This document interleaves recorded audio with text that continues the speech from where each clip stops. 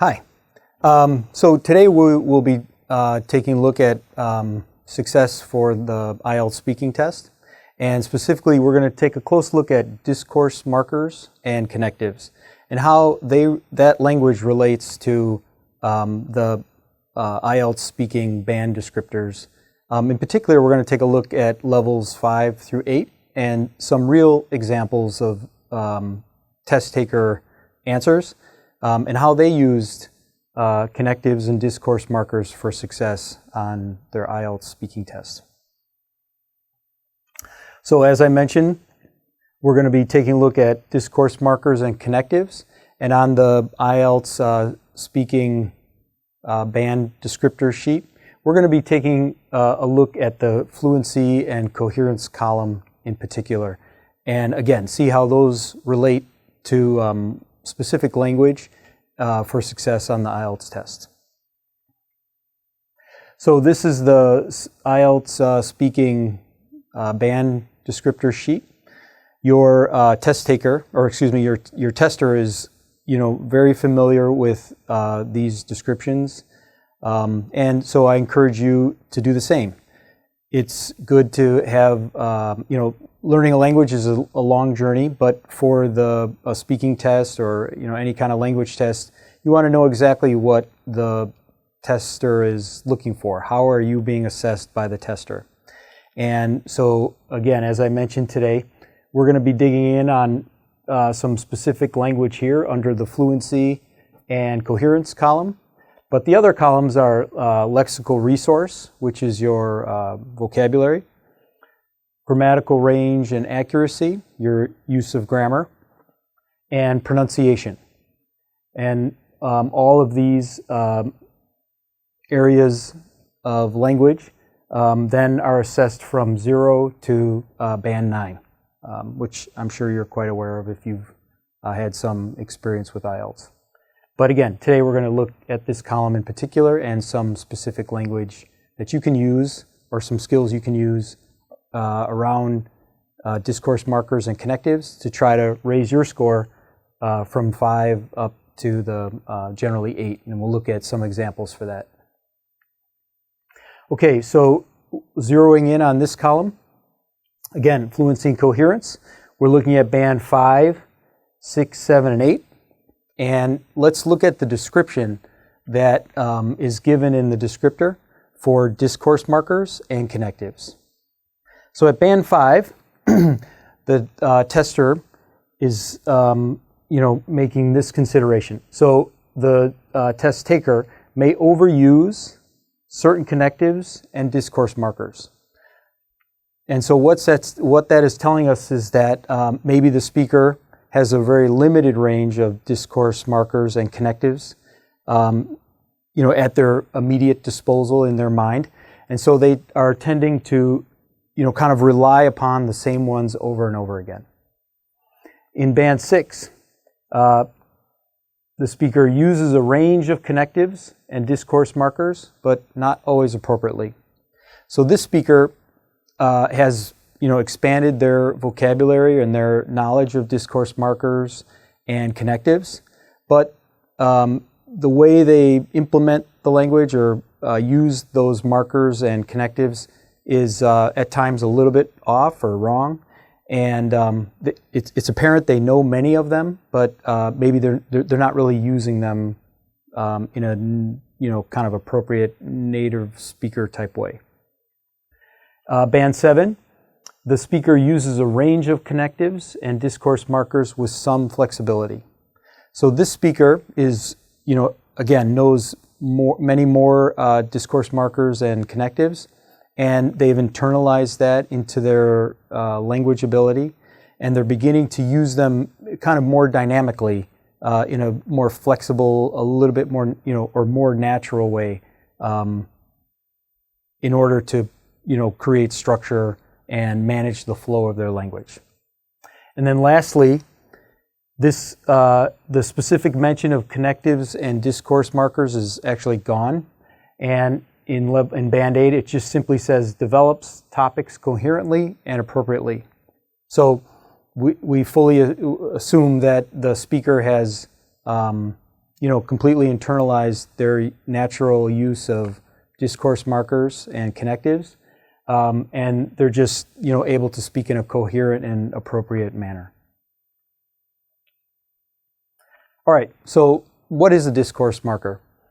These are the words or phrases we use to manage the flow and structure of our discourse, of our speech. And we use these to signal a speaker's intention about a possible change in topic, or in order to signal a change in the speaker, from one person to another in conversation, or to indicate a marker or a boundary of the topic itself, the content of the language. So the purpose of today's presentation is really to help you or have you think about making a conscious effort to use and adopt a variety of discourse markers and use them in some alternative ways to create the variety that the tester is looking for. Some other language that's related to that is also fillers, a type of discourse marker. These are very common words like, and these are, well, you should not avoid these. In fact, it's good if you adopt them. These are expressions that we use when the speaker is thinking about something and they're kind of buying themselves a little bit of time, and they need to structure the language in their head before they say it. And again, fillers are a natural part of language, so you should try to adopt that and use them in a natural way to present that in your language to the tester. But just one caution is that if we use fillers too repetitively, that might show hesitation. And hesitation is one of the items in the band descriptors that is actually not a positive sign of fluency. So don't overuse it. And then if you tend to overuse fillers, you might consider switching to a discourse marker, an actual word, such as now, so, or well. Use that kind of language instead. Okay, so some common discourse markers. You can find many sources of this on the internet, or in textbooks, but I'll just briefly go through some here.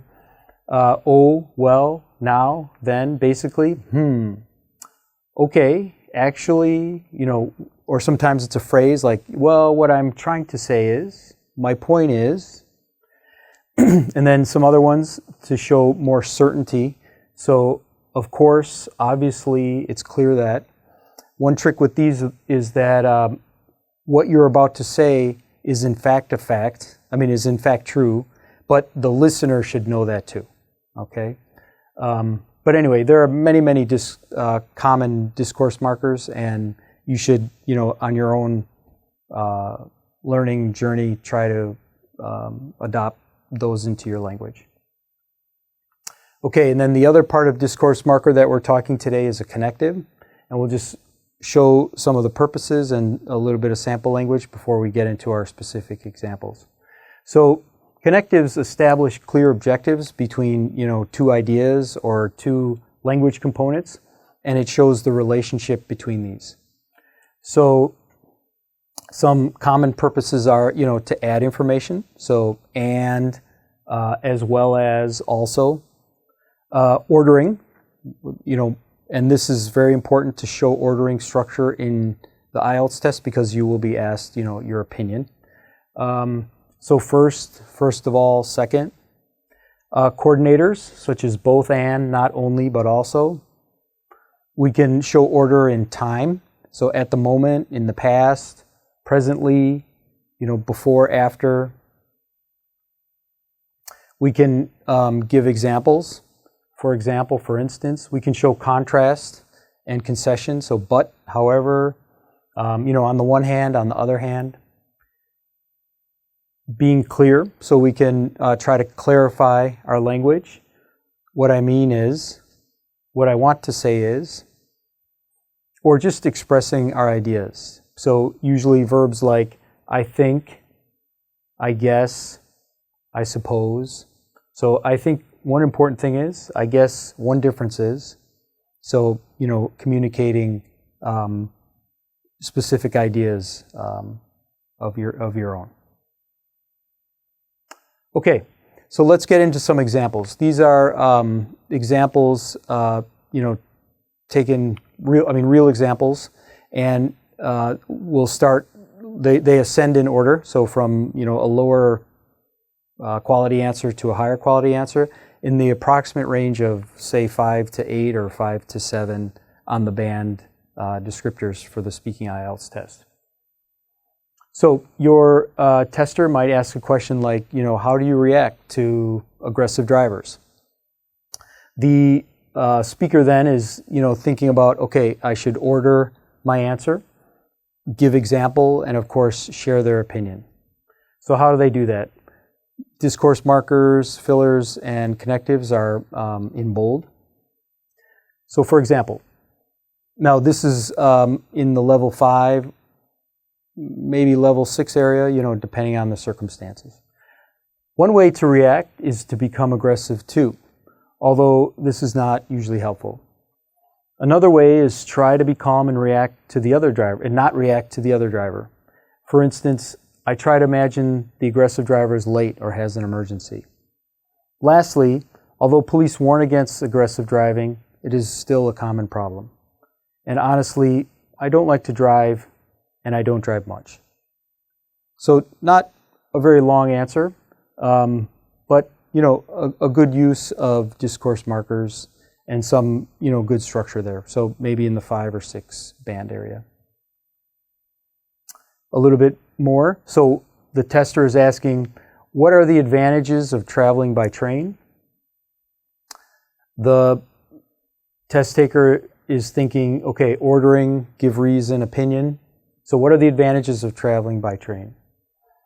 Well, first of all, it is cheaper than other transportation. And because I don't like the airport, I tend to prefer the train rather than fly. A second important advantage is that the train is the safest way to travel. So, I mean, I would basically rather travel by train domestically than fly or drive. Also, compared to flying, the train has many more local destinations. Lastly, a final thing is that I enjoy the scenery of train travel.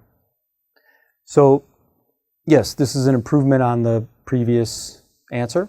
You know, a little more obvious structuring to their language, especially in terms of ordering, and a little bit fuller answer with some good fluency. But here, we'll now a little bit higher, maybe in the 6 range. Do celebrities have a right to privacy? So again, ordering, contrast, example, and fillers. Do celebrities have a right to privacy? On the one hand, celebrities typically choose professions that require being in public.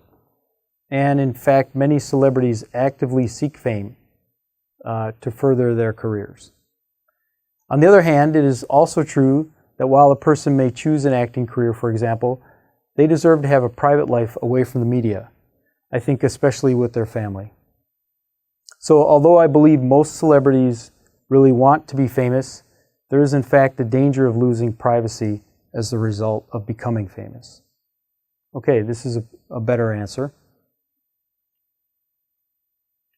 Okay, and the last couple of answers here are, I think, really in the, you could see maybe the 7 band range, depending again on circumstances. And there's just 2 more here that I think present a good use of discourse markers and connectives. So, do you think electric cars are the answer to our environmental problems? So again, showing opinion and contrast and some structure. Do you think electric cars are the answer to our environmental problems? Well, actually, I'm not sure about the benefit of electric cars. I mean, obviously, we need to find alternative forms of energy. But if you ask me, reducing the number of cars is a better idea. Ideally, people would ride bikes or use public transportation. What I mean is the number of cars is a big problem. I think government should support people who choose to have a car, but of course, that is not likely to happen. So yeah, some good signaling of their opinion here, and some clarification in their answer, and also some certainty about the fact that they're presenting. They understand that both the listener and the speaker themselves share in the knowledge that we need to find alternative sources of energy. All right, and the last one, and this is definitely our strongest answer for today. How do you think children can be encouraged to read more? So showing ordering, reason, and opinion. How do you think children can be encouraged to read more? Personally, I think there are a number of ways children can be encouraged to read more. Firstly, children should be able to read books they like. Otherwise, reading could become boring. Second, children should be rewarded for reading. What I mean is, kids should be paid to read. At the moment, I know some libraries have success giving children coupons for reading books. Lastly, kids should be able to read paper books and on computers, so that more books are available for them to read. So this language has some nice coherence, and again, it's a good example of discourse markers and showing structure using connectives to link some of their ideas. Okay, so we've taken a look at some specific language around discourse markers and connectives, and specifically we drilled in from 5 levels or bands 5 to 8. So I encourage you to think about, take a look at the IELTS band descriptors, as they're presented here, and think about your own language. And this might help you target some weak points in your own speaking ability, and how you and give you some clarity about how you can, target those weaknesses and improve them in a way that the tester is really looking for in the way that you're being assessed. So thank you, and good luck on your next IELTS test.